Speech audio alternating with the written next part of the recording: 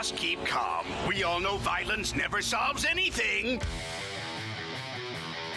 Sonic X, the anime series in the Sonic franchise. Before the movie started coming out, this show gave us a possible answer to the question, what if Sonic came to our world? Especially with the Japanese dub, this show was willing to do things and go places with their characters that other forms of Sonic media wouldn't even dream of approaching. I'm Andrew with Wicked Binge, and these are Sonic X characters, good to evil. As usual, we'll be starting with the most noble and heroic characters and working our way down to the evil ones. These characters are the good. The gold medal of good is a three-way tie between Maria, Molly, and Cosmo.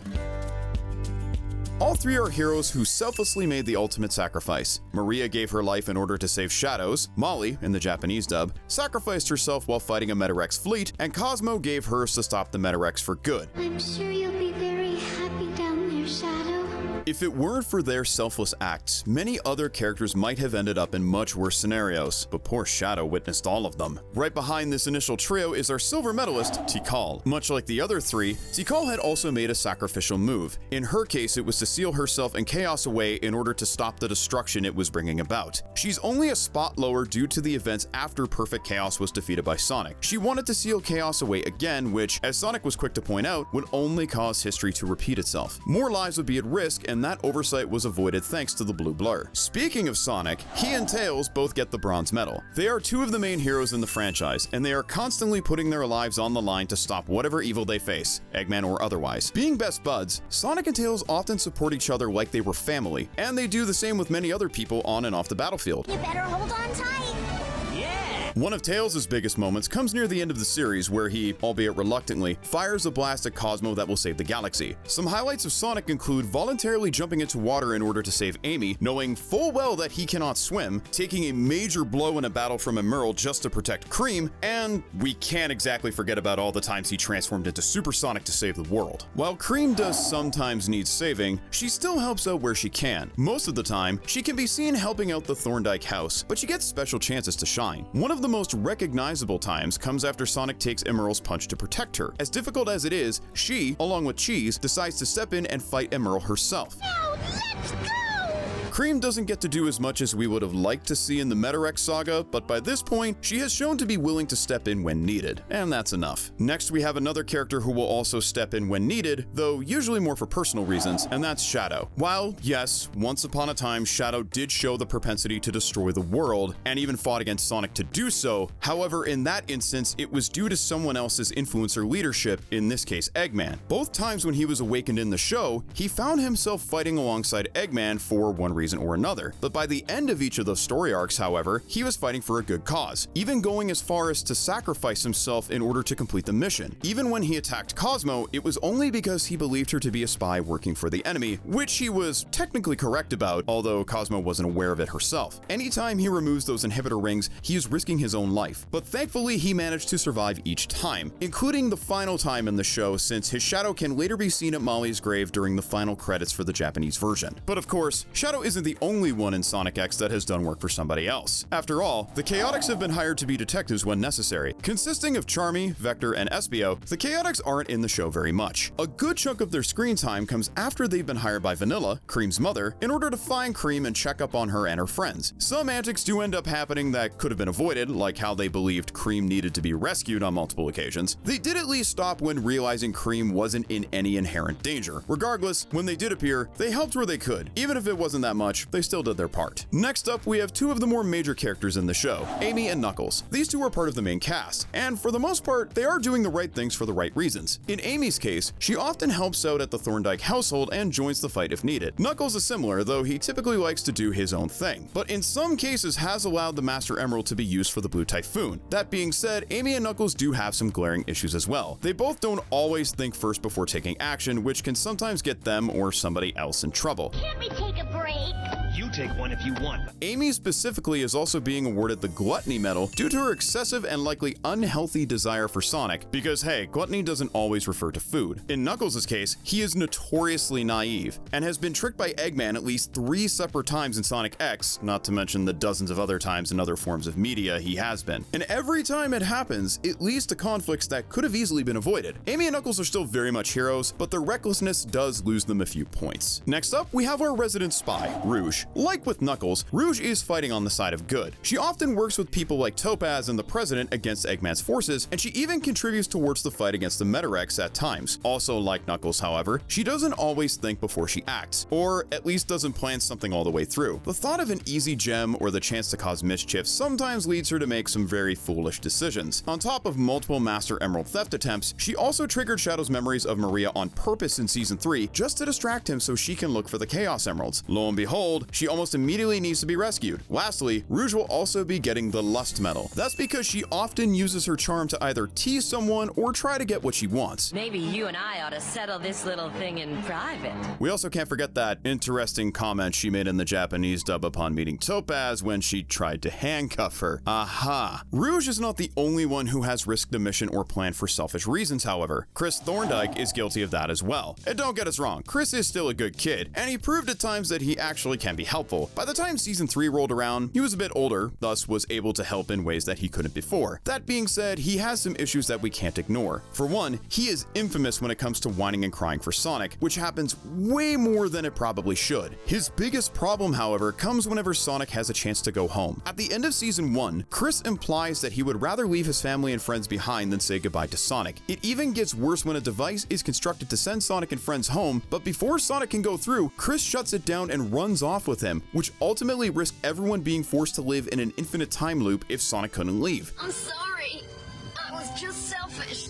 Events like this gave us cause to present him with the Envy Medal. This comes from his repeated expression of wanting to be like or with Sonic and his friends. That tells us he would rather be someone or somewhere else. He's still a good guy, but he could have used some major character changes. On that note, something similar could also be said about Big the Cat. Big is still a good dude, but in Sonic X he's a minor character that only appears once in a rare while. Generally, only 3 things are on Big's mind: finding Froggy, sleeping, and fishing. It's those latter 2 that lead us to giving Big the Sloth Medal. If he's not looking for Froggy, he doesn't really do much of anything. He at least shows that he can be helpful when he gives Sonic the emerald he had so he could fight Chaos, so that's something. We will now have a lightning round of sorts for our next entry, as it will go over a few of the major human characters in the show. Most of them are good. Chuck is chief among them as he helps the heroes out quite a bit. Topaz is a GUN agent that often worked with Rouge or the President in order to stop Eggman. Ella and Tanaka defended the Thorndike house and family on several occasions, and Hawk helped Knuckles get a Chaos Emerald and save him from E91. You also have Sam who, while cocky at times, is part of Station Square's law enforcement, so he can't be all that bad. That being said, Sam will also be getting the Pride Medal today due to his efforts to prove that he is faster than Sonic, as well as other issues that stem from him with other people. Moving on now, Elmer Johnson wanted nothing more than to preserve a beautiful baseball field, and Mr. Stewart had some highlights of his own. One example is at the end of Season 1, where he talked to Chris and helped him realize that he should help Sonic return home. And while those are all good examples, there are some humans who aren't seen in as good of a light. Molly's crew made an alliance with the Metorex before being betrayed by them. Leon and his Bruiser Boys imprisoned Knuckles and Hawk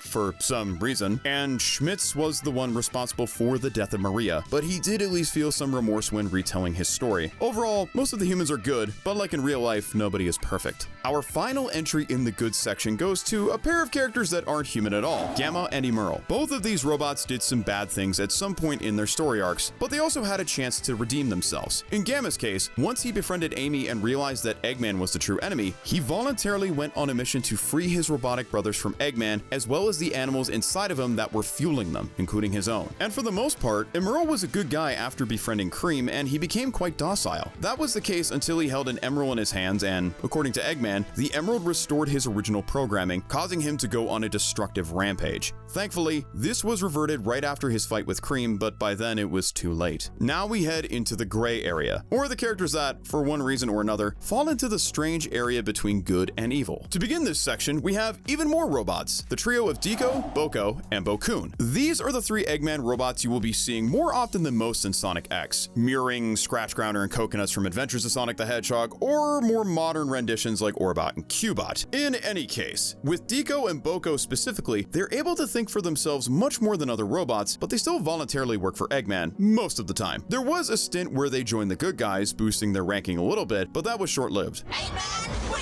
quit!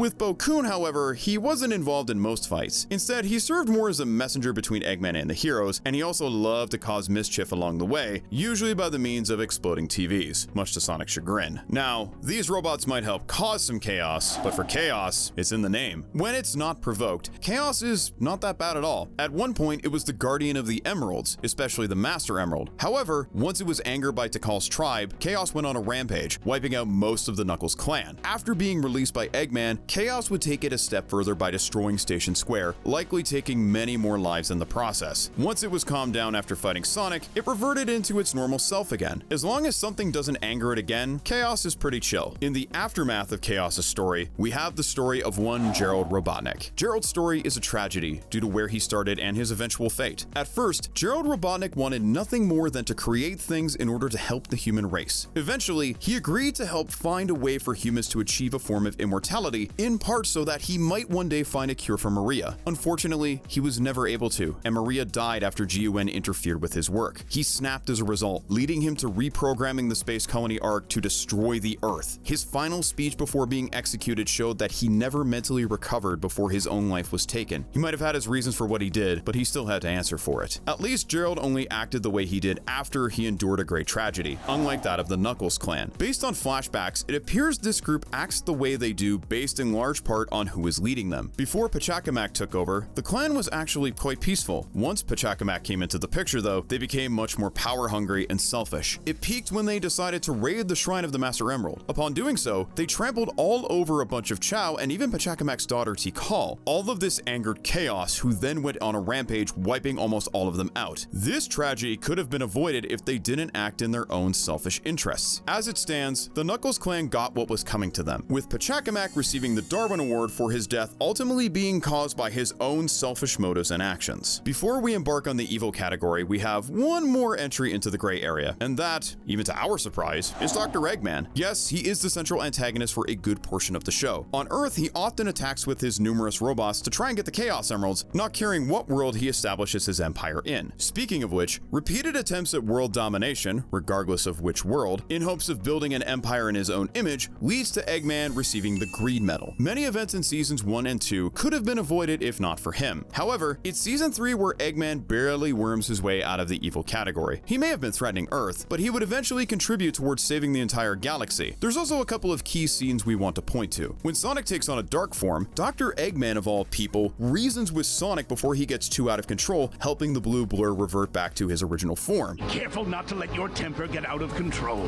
In addition, Dr. Eggman was the one who talked Tails through firing the Sonic power cannon so that the galaxy would be saved, ensuring that Cosmo's sacrifice wouldn't be in vain. He still did cause a ton of trouble in the show, but that pales in comparison to the remaining characters. Finally, we arrive at the category covering the lowest characters of them all. These are the evil characters. Taking the first spot on this list is King Boom Boo.